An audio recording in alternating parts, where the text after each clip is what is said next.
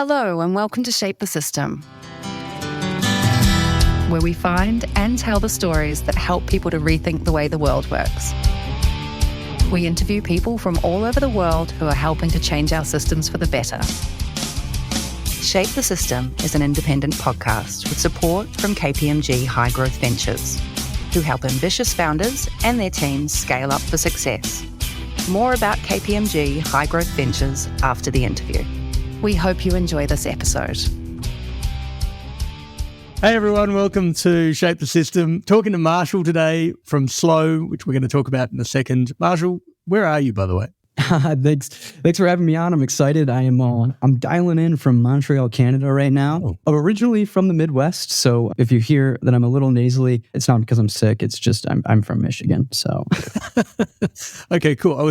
It's funny. I think a bunch of people who listen to this will know where the Midwest is, but just for people who aren't from America, I guess, to know where the Midwest is, it's essentially west of New York State, I guess, and then east of somewhere. I'm not sure. Yeah. We're kind of the region pinned between like Philadelphia and just like Iowa, I guess. It's just middle America. So it doesn't really, the Midwest thing doesn't really make sense. We're not in the West at all, but we're just like you're in the mid. Yeah, someone tacked west on the end of it that doesn't ever make sense, and everyone flies over it occasionally. Totally understand. Yeah. That's wonderful. We're going to be talking about fast fashion and slow fashion today, which I'm quite excited about. And in talking before the show, you were somewhat apprehensive about, but there's actually a lot to cover here, and we're going to get all into that. Now, just literally before I pressed the start button on the record, I said, how's it pronounced? And you said slow, but you said other people pronounce it some other way. Let's help me understand that. And what does the dash through the O mean? Yeah, it's actually a point of critique for our Scandinavian friends, particularly the Danish. Our name to them would be pronounced Slo. I think a lot of people misunderstand why we named our company Slo, and it's kind of a three-part. It's a three-prong. How would you say that? There's three reasons we named ourselves. Yeah, right. Okay. First is very laid out in the name. Slow, not fast fashion. We are slow fashion. The next is in Danish. My partner Christian Hansen, his family is from Denmark, and there it means kind of boring or dull, and we think we're not, so we like the irony of being referred to as that. But we're also the world's first carbon neutral jean, and the O through the slash in mathematically is the null sign. So that's how we landed on Slo. Beautiful. I'm sure you'll find future things that you can retrofit into it as well when the time comes. I actually thought that the O with the cross might be in reference to like a no to the status quo, right? If I think about what we're going to talk a lot about today, the status quo now is that we buy stuff cheaply made, poorly made, that doesn't last very long. And that's kind of the antithesis of what you're trying to do. Now, I want to talk about the mission and the product later. I want to start with the problem, as we always do here, which is, I think we're going to call out the problems in fast fashion. I'm hoping you can enumerate some of that. But I kind of want to broaden it initially to just fashion generally. Like, how does fashion work? How do we engage with it? And where does fast fashion sit into that? Like, is it a relatively new phenomenon? Like, where has this all come from? You brought up an interesting point, right before we started recording, that everyone wears clothes, right? So fashion is like one of the most universal things, experienced by humans across the world. I think food may be the one that triumphs over fashion, but fashion it's an essential part of human life, like you said, because there's not 9 million people walking around naked; they're walking around clothed. So when you're talking about clothing the entire world, there's obviously a lot of production that goes into that, a lot of resources used. And the fashion industry, I think, to put a date on fashion would be, I think, incredibly difficult. But one thing I found interesting when I started this project was the fashion industry really hasn't been disrupted or changed in like 100 years. Fashion has been what fashion has been for about 100 years. The types of clothes that have been popular have changed. I mean, since women went from wearing dresses primarily to pants, there hasn't been a major fashion disruption. So when we looked at when we were looking at industries that need to be disrupted, an easy entry point seemed to be fashion, as it hasn't been touched in a long time. It's universally experienced. It's almost universally appreciated. There is some cultures that don't put such an emphasis on loud or unique fashion items, but over the last, I would say, 2 or 3 decades, it's really become about expressionism and how you express yourself over function. I don't know. I'm sorry. I don't know where I was going with that. No, I'm picking up some of the things here that I think are important and that I was kind of looking at when I was researching prior to this.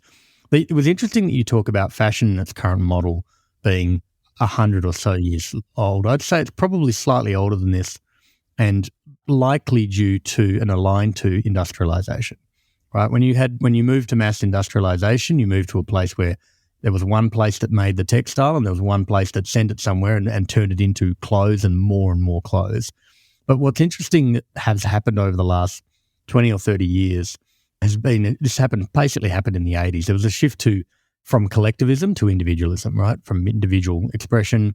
And so fashion has become a way where people have been able to say, this is my identity, this is who I am. And I think what fashion labels have started to do is to say we can attach ourselves to this. We can create some kind of look and then we can market that look and then we can say, if you buy these clothes, then you're subscribing to that look. And I think the challenge is over the last 20 years or so, and I think this is probably when fast fashions come out, I don't know this and you might have a read on this, that we've actually started to see that it's not enough for a brand itself to be the representation. They kind of have to move through the cycle even faster. And fast fashion is almost a reaction to the fact that everything is moving faster, right? Our notifications, our time to market. I saw a stat the other day, and I know everyone's talking about ChatGPT, and I don't really want to bring it up, but basically they basically said it took them 5 days to get to 1 million users, which is unbelievably fast, right? For something to have no users and to have 1 million users. And I think that's kind of the reality of where we're at. So fast fashion, for me, in some respects, does feel like the major disruption to the status quo in fashion over the last 20 years. And so kind of segueing from that, like talk to me about the problem with fast fashion. And you threw out some numbers just before the show. So I'm interested in kind of really how big a problem this is. Right before we jump into that, I think one of the big changes in the fashion industry in recent years that has given the platform for fast fashion is the fact that fashion shows don't forecast trends anymore. Like fashion shows aren't as impactful on what people are wearing as much as like influencers are. And this is I think this is an important thing to address because someone who's got 200 million followers, or maybe 200 million followers, millions of followers, could post an outfit that someone made for them, and then that is the hottest thing of the year. And I think a great example of that is like the TikTok leggings. So giving the influencer marketing kind of landscape has given fast fashion the fuel for I guess like there's a fast fashion company, I won't have to mention their name. They add an average of 750 designs to their website every single day. How do you do that? 750 new designs to their website every single day. The only way that you could really create an environment where that is possible is by this like off the cuff shifts in like what is popular. And platforms like TikTok, Instagram in the last 5, 10, 15 years have made that possible and only given more fuel to the fast fashion industry to work with and create more designs and market those designs because your favorite celebrities are wearing them or creating those trends. So as far as the waste that's produced via that, fast fashion, I'd say not even fast fashion, but there's so many holes in their systems. So when a fast fashion brand in particular creates a collection, they may only sell 30% of what they produce. Mm-hmm. There's a few different companies who will produce 100,000 items or 100,000 garments, and they only plan to sell like 30, 45% of those. And then the rest will get burned or discarded. The discarded garment, you're looking at like 90 some million tons of clothes thrown away every year, largely to, there's a clothing pile mountain building in a desert in South America. I'm blanking country that is, but if you look up clothing desert pyramid South America, you'll get a picture of this mountain of clothing. That's just in the middle of. Wow. I mean, this parallels basically the aircraft graveyard thing that's out in Arizona or Nevada or somewhere where planes have outlived its usefulness. They just park them there just forever until they fall apart. Or obviously the thing that's happening out in the Pacific. I just want to come back to this idea that they've built into their economic model that we can sell this thing for $17. We make it for 71 cents. We expect to trash 40, 50, 60, even 70% of the things we make because we don't know if something's going to be a hit. And if it is, we would prefer to have 100% of the stock in case so we can maximize that profit thing. And the cost side of it is so low that we can almost ignore that. And we don't have to pick all the winners. We can put 750 styles of leggings out there, and if 7 of them do well, then we can back those 7 winners. That's a fascinating paradigm. I'm thinking, and I don't know this obviously, but I'm guessing that globalization has helped with this, right, in 2 ways. One, the globalization of the customer. You can't have 200 million followers in one country. They're from a variety of countries.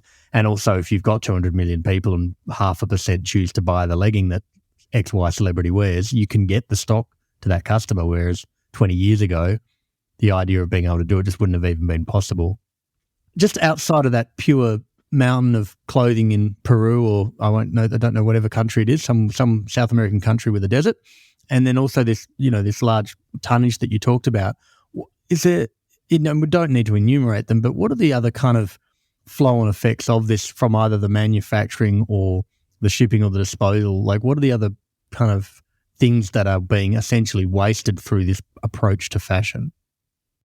Well, a couple different things. About 20% of the world's wastewater is produced by fashion, largely in the dyeing process. Yep, right. Largely in the dyeing process. It's just unusable water after that if it's not filtered, cleaned rigorously. That's a huge one. Millions and millions and millions of tons of microplastics come from things like polyester or particularly spandex. Some of these like polymer materials. So that's a big issue. And I think another big issue, and I don't know that this one is often addressed, is e-commerce companies in particular. So you have a lot of these fast fashion companies that operate exclusively on the internet, a few, and then you have a few that have stores. But each of those retail locations, they're moving more on the e-commerce side than, in their stores often, is 30 to 50% of their clothing gets returned. And a lot of it's size related. Right. So whether that's on the responsibility of the consumer side or the responsibility of the e-commerce platform company's side, it may be even a little bit of a share of both.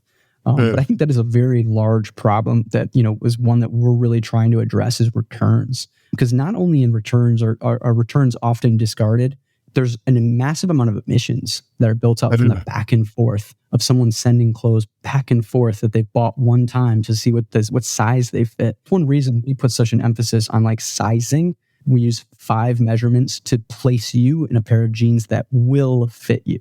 So that's a huge problem with fast fashion when it's so cheap and so easy for you to get something sent to your house. And they're just like, it doesn't really fit me the way I thought it would. Give me a bag to send it back. I don't really have to care about that. Yeah, especially, it costs you $5-10. Like, what do you care? Or, the people who keep the tags on and then send them back. I mean, you can't really fix that one as a company. But, there's a lot of indirect issues with fast fashion that I think people don't think about or don't address often enough. But wastewater is a huge one. Wastewater, microplastics, the mountains of discarded clothing. And just the sheer logistics of it all. I want to come back to a word you used then, because you use size, but my guess is part of this is size. But when you talked about 5 measurements, this isn't I'm a 32 waist or I'm a 34 waist as a guy or a size 4. It's as much about size as it is about fit, right? It's actually about understanding that someone puts something on, to your right up front point about this needs to express my identity. And if this doesn't fit right, I don't feel the whole thing that I'm exposed to feel by having the perfect T-shirt or the perfect dress or whatever it is for my body type, shape, desire to show my muscles or whatever it is that I'm trying to do. Just coming into that for a bit, just how are you guys even, like, a pair of jeans is a pair of jeans, but until it isn't, like, your favorite pair of jeans for some reason just works on so many levels. I'm not sure why. I'm battling with jeans at the moment, so we'll have that conversation in a second. But how have you solved the fit problem, or how have you improved the fit problem? I'm guessing it's still work in progress. Yeah, we've definitely by no means solved the fit problem. We still have some work to do there, but how we're working to solve the fit problem is we've partnered with a sizing software that uses your smartphone camera to take 78 body measurements of you. Now, we only use 5 of those body measurements right now with jeans, but what we're taking is your waist, your hip, your thigh, and your inseam. So we're not, and when I say that, often people are like, oh, so you're just making custom jeans or bespoke jeans or tailored jeans. We aren't doing that. That's very hard to scale that. Really? But what we're doing is we're taking all these measurements in to confirm that they'll work for you. If you have large thighs, that can affect fit, despite the fact that your waist and inseam may be accurate. If you have, for women, if you have really large hips, despite the fact that the waist measurement may be correct and the inseam measurement may be correct, your hips may be pushing those jeans out and either putting stress on the seams or they just don't look right. Yeah. So that is how we're kind of working towards tackling the fit problem in addition to the size problem. And I think those are two, like you mentioned, those are a little bit of two different verticals. Yeah. What I'm kind of leading towards here is, if I think about something you said right up front about fast fashion, it's about sort of creating a look, and that looks novel, right? And so it's new and people are like, oh, I've not seen that before, and now I want that thing. And trying to contrast that with, there are certain ways to produce certain things and the style never goes away, right? Sure. They might come in and out of fashion, if you think about fashion in that kind of classic what's popular sense. But I think about something like a high-waisted pair of jeans. For a period, they were super, super in fashion and everyone wanted to wear them. And for a period, people were like, oh, why would you wear high-waisted jeans? But there is a style that is a high-waisted jean that is not going to ultimately go out of style. It's ultimately just a thing that exists, and it's kind of captured a kind of a part of the zeitgeist. And I'm trying to work out, in terms of how you think about what you're releasing, you're trying to, in essence, find timeless styles or create timeless styles so that these things have a life emotionally that's durable. Am I kind of going to the right space there? You are correct on one hand. So we do have a huge focus on creating like the essentials, or like the things that are timeless that everyone has. But something that we've also put a huge emphasis on, and Slo got started on TikTok. It was an idea that was spurred from an accidental purchase of women's jeans. So I'll give you the short. No. My partner Christian was thrifting. I'll give you the short story. So my partner Christian was thrifting. He actually bought a pair of women's jeans, and they fit him great. They were great quality. Everything was fine. And then he was walking to the metro here in Montreal and went to go put his phone in his pocket, and it wouldn't go in. It was a woman's jean. It was about a 2-inch pocket. So he was like, what's up with this? Are all your jeans this awful? And women were like, yeah, they're that bad. And so the conversation started with kind of function, but he was working, and I just joined him about a month before this. He was working on a sustainable fashion company, was a t-shirt company. So we were kind of working in the sustainability of fashion realm, and then we got introduced to this idea of the fact that women don't have very much function in their jeans. So at that time, we posted a TikTok. We're like, hey, would you buy a pair of women's jeans with pockets in it? And 4 million, views later, we're like, yeah, okay, so we've just discovered market fit. We're going to make a pair of women's jeans with pockets. And then we asked, what else is wrong with jeans? What do your perfect jeans look like? And through this process of like just trying to figure out what we were going to make, we realized we've now created this feedback loop that we can go on TikTok and ask a question, and we can have thousands and thousands of responses. Over the course of like the first 8 months of our research and development, while we're trying to figure out how we were going to make these jeans happen, and our jean construction is a little bit innovative, received 770,000 form submissions, letting us know what people wanted in jeans, what color they wanted, what cuts they wanted, what they wanted fixed, what was breaking down, where was it breaking down, and why it was breaking down. So when we do go to the design table, we'll often just ask TikTok, hey, what are you looking to buy this season? And whatever the most common response is where we put the most effort into designing. Mm-hmm. Yep. So we stay a little bit on top of trends that way. Yeah, but I want to kind of juxtapose this access to customer research market and the ability to get very quick, real-time and meaningful feedback in terms of depth, but also breadth, right? Enough responses for it to be real rather than one angry person or one really excited person. With the desire to create things, I mean, as your name says, it's the desire to create things that people have for a long period of time. It sounds like there's clearly a gap in jeans, which is a large part of what you're solving. But was part of this relationship that you had with people, part of the feedback that you were getting, actually related to I would like something that it fits me well and I can wear for a long period of time. Was that one of the key things that came back as part of that Yeah, feedback? no, absolutely. Absolutely. And that's where the construction kind of comes in, as far as construction of the jean does play a part in making the jean's lifespan longer. And we can dive into that whenever you want. But, you are right. It's like kind of a three-prong approach. You have to create something timeless, something that it does appeal to people now, and something that will last a long time. And lasting a long time doesn't just mean durable, because people's bodies change over time. And that was an interesting problem to tackle. Is one of the pieces of feedback that we did get from women in particular was body weight fluctuation month to month. Right. So you can gain weight, you can lose weight. And, there's a time a month where, women will change weight for, about a week. And that's an issue, because you can buy jeans a week before and not fit you that week later. And then as time goes on, your body shape changes, your body size can change, and that can go either way. So when you're talking about sustainability in fashion, I think something that's going to become more and more relevant as time goes on is creating clothes that move and grow and shrink with you. And how we tackled that problem. We tackled that problem with six additions to the jeans. 2 hip gussets. So there's 2 triangles on the jean that start at about the mid-hip area and go up to the waistband that allow flexibility. They'll come in and they'll come out just a little bit. And then we added 2 more on the inner thighs that'll allow the jeans to flex a little bit in and out. And then we added 2 adjustable waistbands on the exterior of the jean. And we're playing with a couple different ways to fix that problem, because the adjustable waistline isn't super appealing to everybody.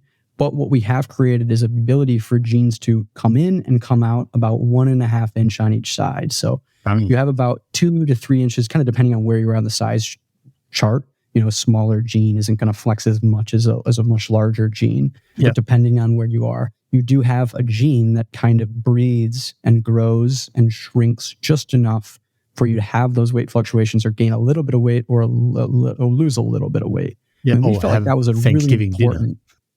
Exactly. Just as a side note, I know this is a small tangent. On my first Thanksgiving in the US, I'm like, this is going to be amazing. And it was a bunch of chefs. So I was like, this is going to be next level. And I get to Thanksgiving dinner and they're like, name. I'm like, they've got a clipboard. And I thought they were like just checking people off. And they're like, cool, go and stand on those scales. I'm like, what? They're like, stand on the scales. I'm like, okay. And they're like, weigh in, how much are you? I'm like, okay, I was this much, whatever it was in pounds, 185 pounds or something. And height. And I went, height? You mean to know my height? And what they did at the end of the night when you left, they weighed you on the way in and they weighed you on the way out. And then they gave awards after the fact for the people who gained the most weight at Thanksgiving dinner, the people who gained the most compared to their height. And even if you only stayed for an hour or so, the people who had the greatest weight velocity gain, how quickly you gained weight, and who won that race. It was beautiful and retarded. That was hilarious. So good. I'm like, and that was my understanding. I thought, wow, that must be what everyone does at Thanksgiving. I might have to add that one to my family Thanksgiving. We might adopt that policy. Totally adopt it. Hey, there was something interesting you just said before that I'm curious about. Yourself and your co-founder, Hunter. Yep. Have you guys made jeans before? Like, how have you come at this? How did you get to the point where you're the one going, you know what, we could totally change the way a jean is manufactured to solve some of these problems? Like, how did you solve that pit?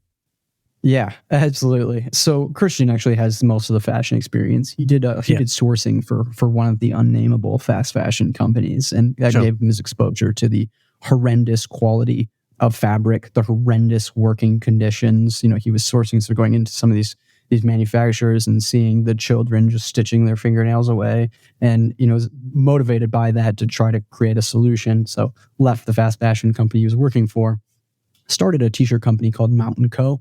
And I only got here by sheer perseverance. I was working at a food tech startup called Chow Now, and in the sales department with a background in marketing, event marketing.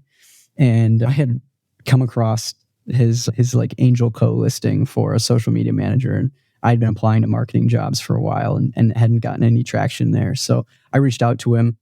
He said, hey, like, awesome. Thanks for your application. But like, I don't have money to pay you. So that's probably not going to work. And I was like, he was looking for an intern. And Sure. I was like, that's fine. Like, I know how startups work. Like, I'll volunteer my time for a while. And weirdly enough, he didn't respond. So I messaged him a few more times throughout the year, and he didn't Throughout respond. the year? And then finally, yeah. Oh yeah. We went for about a year and a half before the first message and the last message. And then I finally was like, hey, listen up here.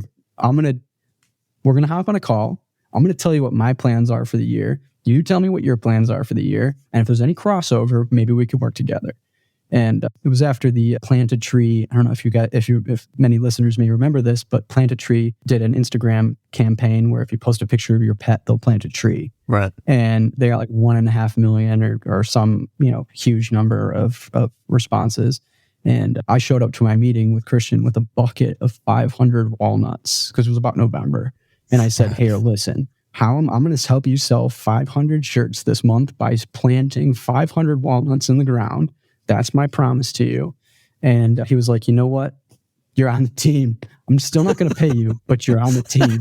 And that's how I got started. So yeah, I may not be the most qualified. I'm just kind of the marketing guy here, but I have learned a lot since joining this project and seeing some of these manufacturers and going out and doing the sourcing and stuff. It's been a trial by fire kind of crash course, but we're making it work.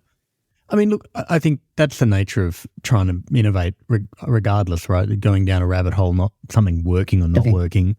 What's interesting, I want to talk about something else there that is kind of out of sustainable fashion necessarily, but is in the realm of what needs to be solved when you're trying to do what you're doing, which is it's not enough to have a great product. You actually have to pair it with great marketing. And you guys have done some pretty interesting, unique stuff. Maybe not unique, but I haven't seen it before. I'm not a marketer per se. I'm trying. Give me an understanding of the type. I mean, how is it that you get on TikTok and getting 770,000 inbound feedback forms? Like that's a product person's dream, to be honest, as well as a marketer's dream. Yeah. Just give me a bit of that arc of that story as to how you kind of executed that.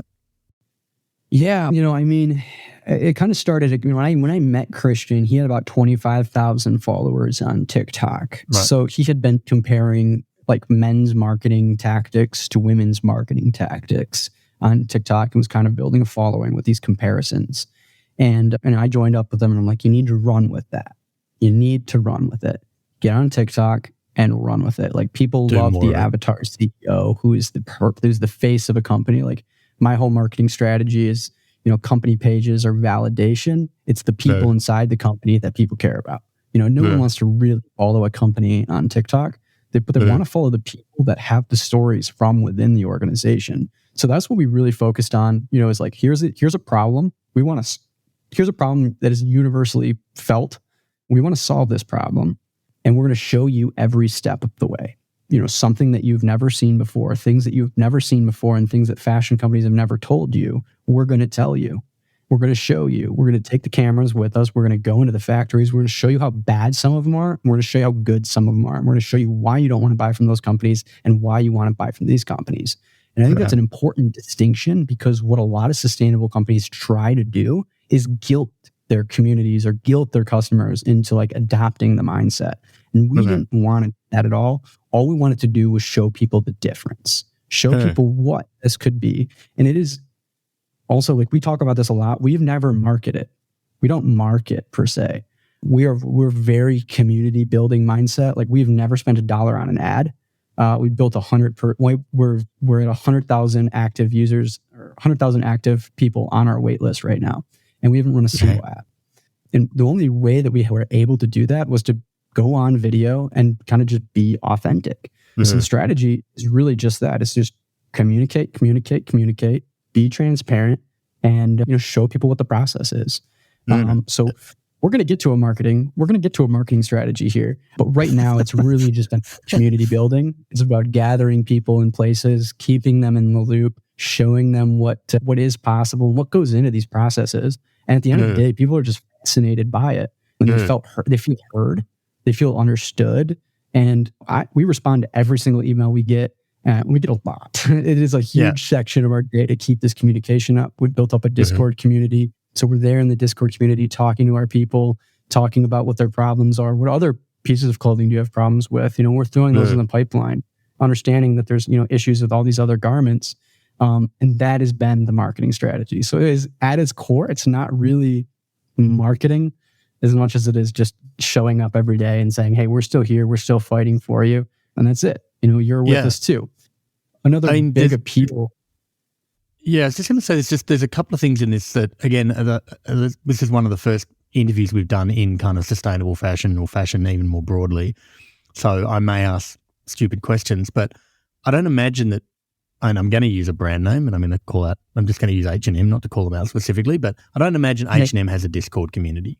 Or if they do, I don't imagine it's operating in the same level of kind of you're talking to the people who actually run the business as opposed to there's a PR person who sits there and responds and they said, hey, everyone else has got one, we need to have one and let's set one up. But there isn't actually, to your point, an authenticity to it.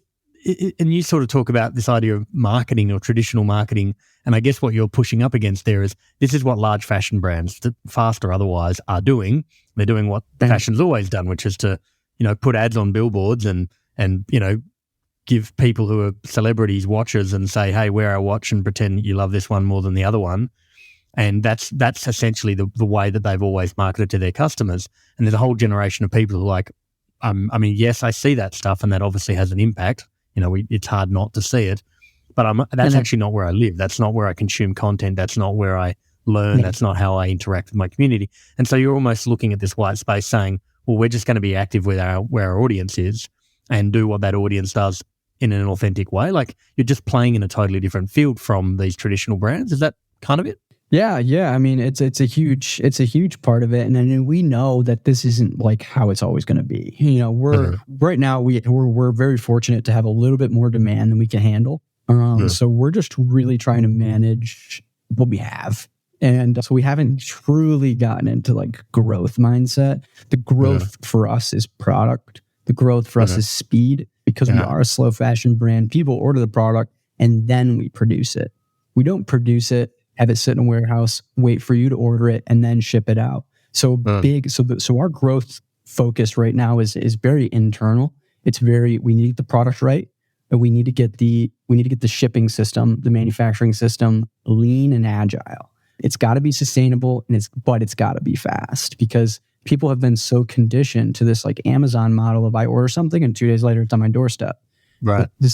We don't believe that is super sustainable. Right. And a large problem with fast fashion, as we mentioned before, is their overproduction and then underselling. They will produce and only sell 30%. We produce and sell, about 90% of what we produce. We do keep about 10% extra for like exchanges and like, if there's a defective jean or one didn't fit, so we do have to keep a little bit of that, but that's the, Yeah, this is fascinating. So what you're essentially having to do is to say, look, if we want to be sustainable, we basically need to, it might not be custom, but we need to build to order. It's similar to what the car industry does to a degree. You can go into a showroom and see the car and they're like, great, you want that leather and this thing and that thing. They're all configuration options of the thing we have. And we've built a very efficient machine to get you that configured option. And maybe that's one we've just configured because we do sell a lot of those. So we always have a couple there just in case you can take the next one off the rack. But more than likely, you've asked for something that's not in the base configuration model. So we're essentially going to get this thing made and ship it to you, and you'll get it in 6 weeks' time.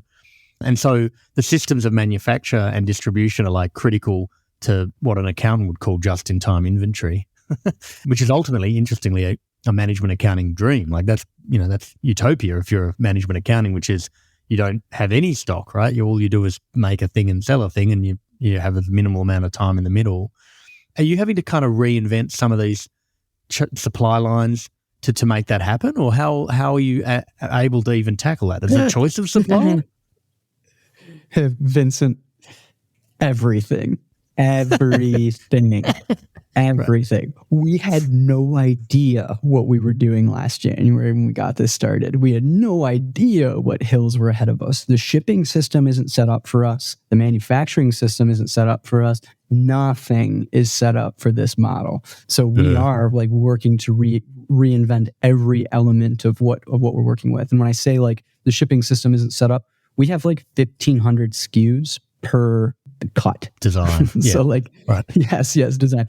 So when we're talking to shipping partners and they're like, cool, how many SKUs do you have? Like, a couple hundred, and we're like, no, we're going to have like 7,000 next year. And they're like, yeah, we can't do that. There's no way. So right now we're selling one cut of, one type of jean. We call it the neutro or the house cut. It's kind of like a straight cut. It's like we're creating like non-binary or, non-gendered clothing as well. So we wanted to start with this one cut that was kind of universally appreciated by men and women and kind of fit for both bodies. And we think we did successfully do that. But, the shipping system is really, really difficult because, you think about like like scaffolding or shelving. The way that they store is by SKU. So we may only have, 2-3 SKUs, but we're taking up the same amount of space on the shelf as like a company that has like 50 one SKU, but 50 units. And we only have 3. And then when we go in, we want it to go out immediately. So we're not storing there. So they're like not super inclined to work with us because they're not making their money on storage. They're only making their money on pick, pack, and ship. So it is really interesting. We're going to have to own our logistics system sooner than later. We do have a couple of partners we're working with that are, we're trying to work with us but we're kind of having to limit how much we meter out, how much we drop in the next round. And it's been difficult, but then manufacturing is the same way. Like, these MOQs, minimum order quantity, we may only have one ordered in a size in a variation. So we have to make, we do have to make extras. So it still kind of works out for us. But it took them forever to understand what we were doing. Now we manufacture in Italy exclusively. So, and the gentleman who owns the manufacturer we're at, he doesn't speak very good English or English at all. So we're working with a translator between us. And, it was really, really hard for us to like sell the vision to him. He just did not get it at first. And now he's all in. So now that he understands what we're doing, he's like, oh my gosh, that's a genius. Let's invest in processes and machinery that can make this happen faster. So we have, it takes an army. We have to do a lot of vision. I think it's a saying, by the way. Takes a village. Takes a village or an army. Or whatever. It takes a village. So yeah, it's been difficult. We have to do a lot of vision selling to get anyone to work with us in any way. And it's a little difficult because they just don't have systems for us. And I think there's a huge focus across the industry is just figuring out what you're good at and what you're not good at. And then there's us. We're like, hey, you figured out what you're good at. Now we want to do something completely different than everyone else you're working with. And that has been difficult. Yeah, I imagine it has been. I want to come back to something as well that I think, I don't know, is a paradox, or it's just like, how do you balance two competing ideas in your head, which is that you want to be commercially successful, but you also don't want people to buy lots and lots of stuff. And so by the nature of that, you have to try to balance these two ideas. And I think it comes to something that is my hypothesis. Again, I have limited knowledge of fashion, but I think it's very hard to be sustainable if you're not durable. If you create something with organic cotton and you clean all the water afterwards and you do all the best things by the process, no problem, but the thing only lasts for 6 months or the person only wants it for 6 months, then it doesn't matter how sustainable the process is. Because of its lack of durability, you will never be sustainable. And in fact, those two things are in totally different universes. So firstly, is that assumption true? Things ultimately have to be durable to really be sustainable. And then secondly, if something's durable, you are actively saying, don't buy this jacket, if I'm paraphrasing Patagonia. How do you manage that or balance that with your desire for broad and large commercial success and obviously large impact? Yeah, so I think there's a couple of unique elements here. The durability, definitely to answer that first question, durability is the cornerstone of sustainability, in my opinion. Like they're clean and ethical manufacturing processes are the other cornerstone. It's like 4 corners to a building, right? So there's 4 corners. Right. No, I don't think that's how that works. But anyway. 2 corners, got it. Yeah. So the clean, eco-friendly and ethical manufacturing processes are a huge pillar of sustainability. Durability is the other part. It has to last. And if it doesn't last, how are you going to fix it? So, we have the 2 adjustable straps on each hip. If those break off, we have kind of baked into our margin the fact that those may have to be replaced on some of those. So what we're going to do is if those buttons pop or whatever, we're going to work with a local tailor to get those fixed. So durability is important, and when durability fails, you have to be ready to stand behind your product and find a way to make sure that it still works. And that's been kind of our focus is creating like a local tailor network where our customers are at that we can send their jeans to get fixed if something happens. Durability, though, is one of the most important things for us. So it is one of the reasons we put that gusset in the thigh. It alleviates the stress of those seams by taking one seam on the stress that's being pulled apart both ways to 2 seams with fabric in the middle that can kind of flex and stretch with it. And then the same thing on those hips. And then the other thing we heard a lot about was belt loops tearing. Like nothing's more frustrating when you're pulling on your pants and your belt loop tears. So, we did reinforce the stitching around those belt loops to make those more durable. I'm missing one part of that. Was there something I didn't answer? Yeah, the second part of it is how do you balance being commercially viable with making a product that lasts a long time as opposed to selling it lots and lots of times? Sure. I think that's a unique problem I don't think we've quite addressed yet. We've been telling ourselves internally, keep a planet over profit mindset. When you're talking about jeans, like a person only really buys like 2, 3, 4 pairs of jeans a year. So we have to understand that our customer base is probably only going to buy 2 pairs of jeans a year and then work off of those forecasts when you're looking at kind of your growth trajectory. But we're not seeing that. We are seeing that when people come into our site. Now, we aren't for sale all the time. We just do drops. So we open up for sale, and we have like 3,000 units that are available. Come on in, buy, and sometimes people will buy. Try to buy that full collection. Mm-hmm. Last time around, it was just by color. But people are pretty excited about this product. So we are seeing that they're buying a little bit of a higher rate than we anticipated, at least per order value. But yeah, that is a really tough thing to manage. But I think you just have to understand planet over profit in that way. Know that you're never going to sell the same amount of clothes that an H&M, Zara, or even a Calvin Klein or anyone like that.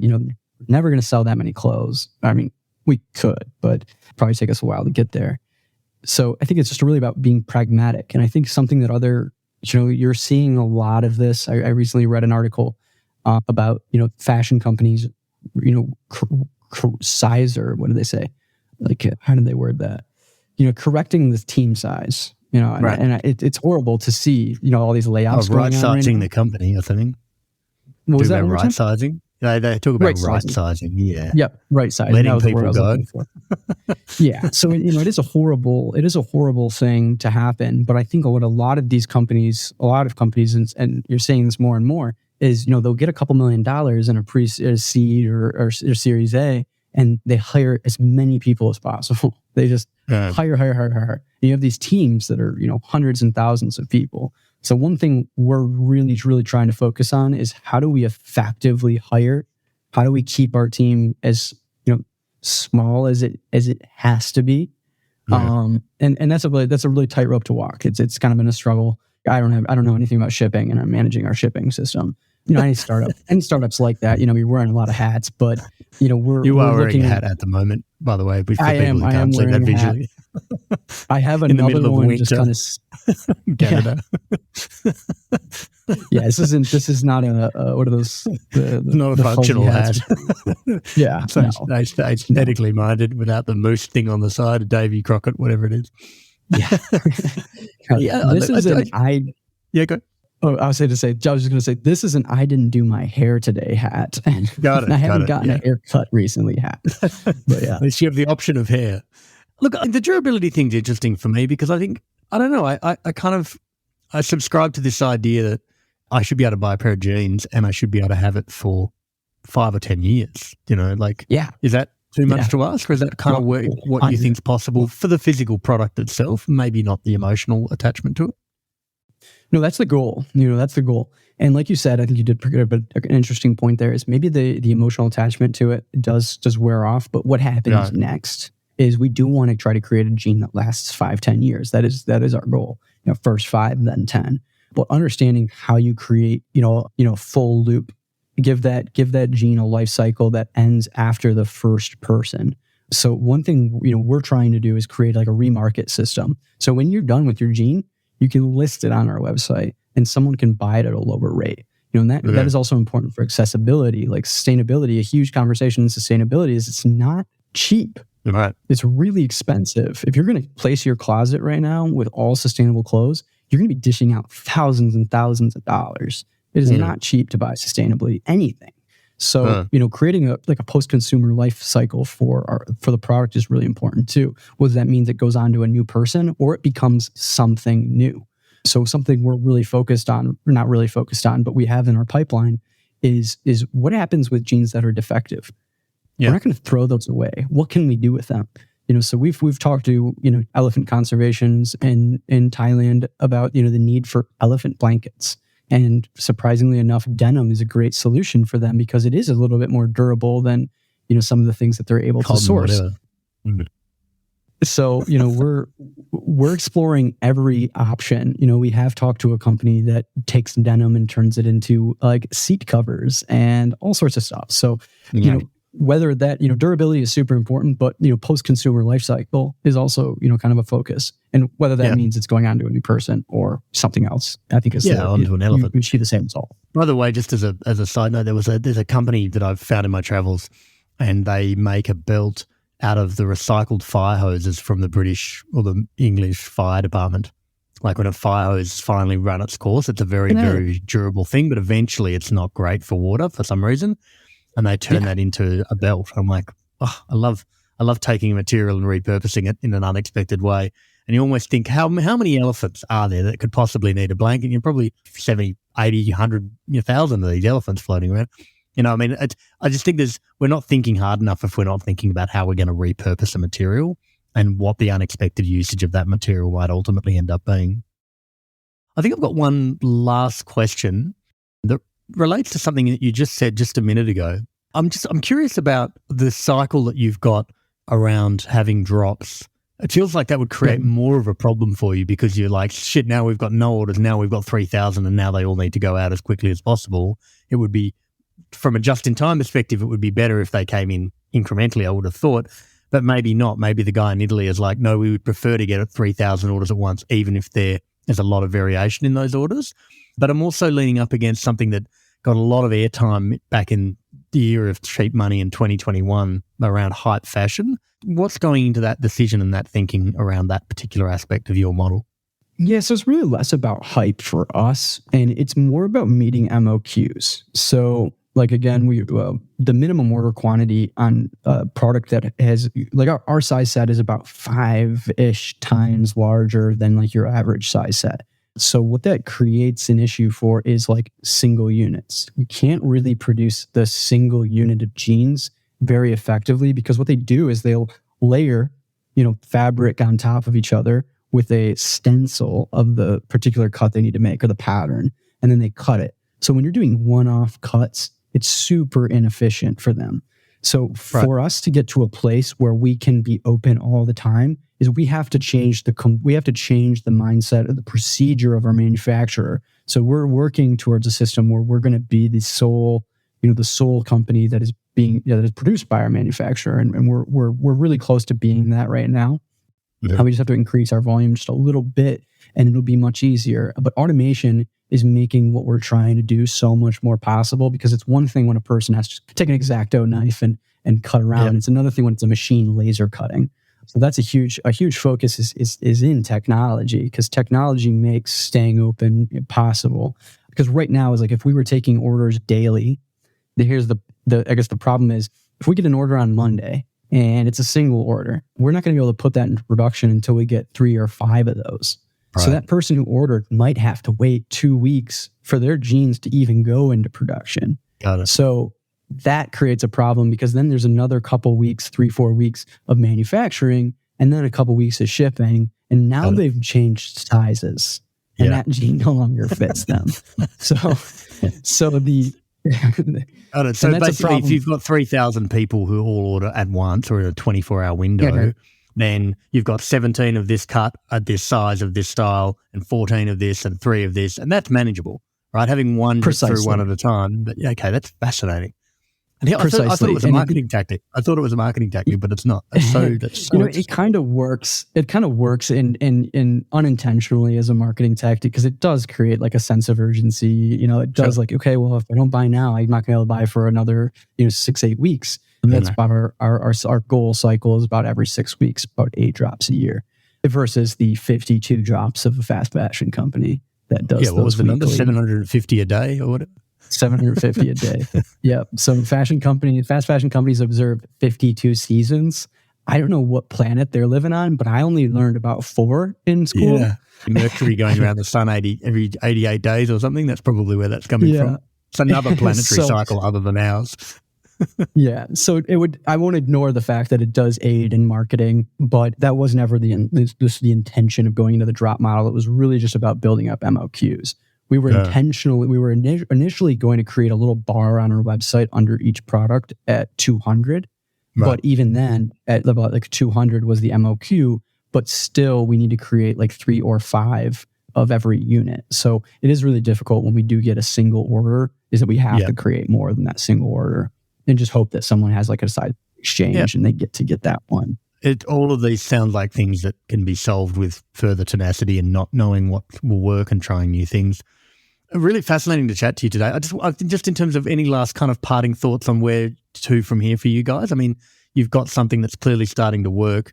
You've got a product that obviously a bunch of people already like and a bunch of people are continuing to want to buy. Like, what's the kind of next big milestone for you? And what's the next big thing on your mind from here? Yeah, so we're going to make our big initiative in Q2 this year is to move into a capsule model. What we're going to try to do is kind of what I think, and I'm sorry if there's anyone from Stitch Fix listening to this today. We like what you do, and we think we know what you were trying to do, and we're going to try to do that a little bit better. But what we're going to try to do is create this capsule model, and going into like timeless clothing, going back to like timeless clothing is, what are the essential things that everyone has in their closet? Mm-hmm. And how do you make the most amount of outfits with the fewest amount of like items? And this might be a little counterintuitive to, sales. We understand that. But again, like planet over profit mindset leads us to believe that we can take 9 items of clothing and show you how to design an outfit or outfit configurations like 80 different ways. Right. So whether it's your jacket, shirt, jeans, shoes, combo. So that's the big next thing for Slo. Not quite there yet. There's a lot of tech build on that side of tracking what people have ordered in the past and how you may complement them in the future. But that's our big initiative, is going head to toe in fashion and keeping that sustainable. Yeah, I mean, and for some respects, finding other ways for people to have novelty and doing something different and ultimately expressing themselves, not just wearing the clothes on a day-to-day basis, as opposed to going back into a fast fashion place and buying 3 more shirts that aren't going to last more than 2 months anyway. Yep, absolutely. Fascinating. Love it. Well, thank you so much for coming on the show today. I always say that we're going to go for about 40 minutes, and we never do, and I love that. Today was no exception because there was heaps to cover. And yeah, I'm really excited for what you guys are doing. And I'm hoping to learn a lot for myself as well. So thank you for being really open with everything today. And yeah, look forward to seeing how it all goes for you guys. Yeah, absolutely. It was a pleasure. Thanks for having me on. Like I said, it was an honor to be on this one. After listening to your previous hosts, I was pretty scared coming in, but I hope it turned out well. But yeah, absolutely a pleasure. Thank you for having me. We hope you enjoyed this episode of Shape the System. As usual, if you'd like to suggest a guest, someone that you know who's helped change a system for the better, please go to www.shapethesystem.org, click on the top right-hand corner, then click Suggest Guest. Make sure that you click subscribe so that you get the new episode. Shape the System is an independent podcast with support from KPMG High Growth Ventures. Connects founders to the services they need along their journey.